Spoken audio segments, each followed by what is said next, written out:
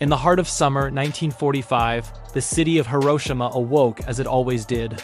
A gentle breeze whispered through its streets, carrying the sounds of life.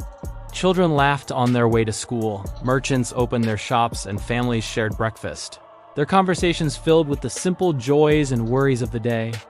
This was a city of nearly 300,000 souls, a bustling hub of culture and community, nestled on the coast of Japan.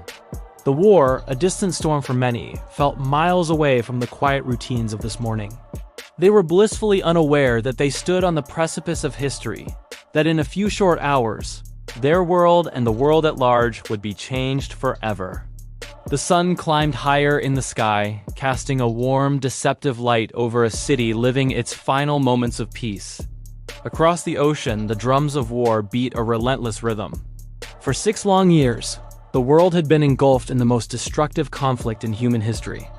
In the secretive laboratories of the Manhattan Project, a different kind of war was being waged, a war against the laws of nature itself. The brightest minds of a generation worked feverishly, driven by fear and a sense of urgent duty. They were unlocking the power of the atom, forging a weapon of unimaginable force. The project, shrouded in secrecy, was a gamble of colossal proportions. High above, in the halls of power, the decision was made. President Truman, facing the grim calculus of a prolonged war and a costly invasion of Japan, gave the order. The weapon, once a theoretical concept, was now a reality, loaded onto a B-29 bomber named the Enola Gay. The mission was set. The target was Hiroshima. On the morning of August 6th, the Enola Gay sliced through the clear blue sky, a silver messenger of fate. Inside the cockpit, the crew was focused, each man a cog in a machine of immense consequence. Below them, Hiroshima went about its day. At 8:15 a.m., the bomb bay doors opened. A single object, codenamed Little Boy, began its descent. For 43 seconds, it fell silent and unseen. And then a flash. A light brighter than 1,000 suns erupted over the city, a terrible, silent dawn. It was a sun born of man's creation, and it brought not life, but an instantaneous blinding end. A colossal mushroom cloud, an icon of a new and terrifying age, billowed into the stratosphere. The shockwave followed, a physical manifestation of fury tearing across the city at the speed of sound. It flattened buildings, shattered glass, and tossed bodies like dolls. In a fraction of a second, the familiar sounds of a city were replaced by a deafening roar, then an eerie, profound silence. The world had changed. In the aftermath, hell had descended upon Earth. The vibrant city was gone, replaced by a smoldering, gray wasteland stretching for miles.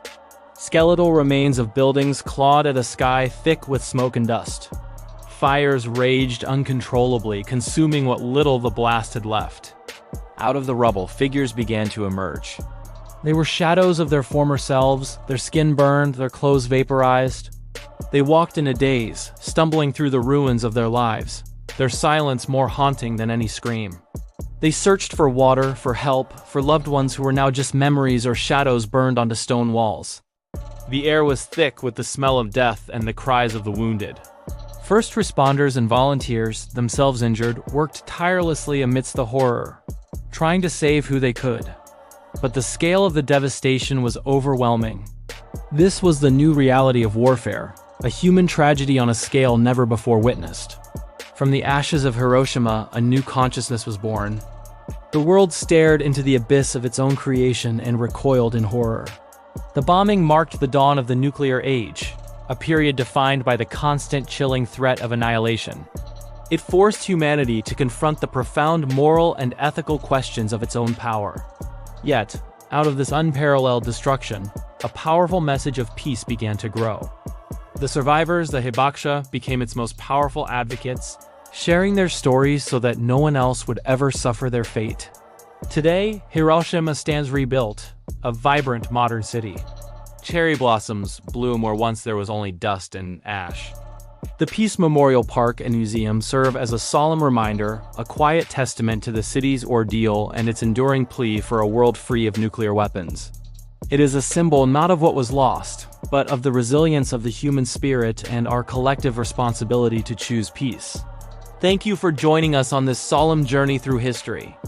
If this story moved you, please consider liking this video and subscribing to our channel for more deep dives into the events that shaped our world. Remember, understanding our past is the first step toward building a better future. Stay curious.